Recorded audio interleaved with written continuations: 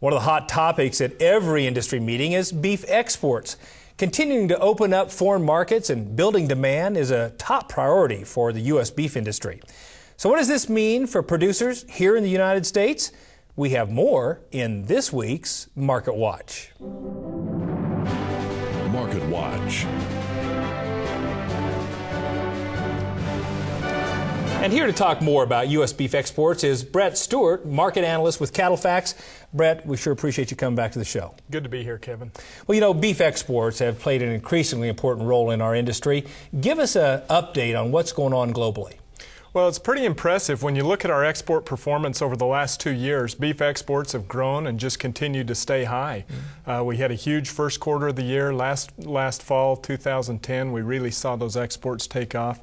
And it's continued. We're up 26% now year to date on beef exports. That's an annual percentage volume. And we think it's going to stay pretty close to that through year end. We've got great growth out of the Asian markets, some of the Middle East markets. We've just really seen strong demand for U.S. beef. That's great news, but put it into numbers that cattlemen can understand. What does it mean to us as beef producers? Well, you know, it's interesting when I say beef exports are up 26% year to date. The value of the beef we export is up 41% year to date. And so what that's telling us, we're getting more dollars into this industry that flows back ultimately to cow-calf producers. So when you think about that, years ago we talked about the export markets and said, we don't want to put ourselves at risk by getting dependent on these markets.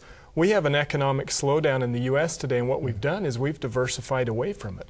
We're selling beef to consumers in Korea where the economy's great, and we've actually been able to somewhat diversify the portfolio and help bring more money into our beef sector here at home. And that's good news for all of us as beef cattle producers. But give us your long-term projections. What does this look like? Will this continue? Well, it's an interesting scenario we're in right now. It's almost like we're kind of at a hinge point in terms of history of beef trade. We've had a scenario here where we've had 3 consecutive years of global beef production declines. Australia may increase a little bit of beef this year. They're only 17% of our production. They're a very small producer. Outside of that, in Asia, it's us and them. And so the outlook's very bright. We're going to export over $5 billion worth of beef this year, 2011. That's going to grow in 2012. We're at a situation where we've got millions and hundreds of millions of people moving up the food chain, moving to a meat-based diet. And I think supplies are going to be chasing that demand for years to come.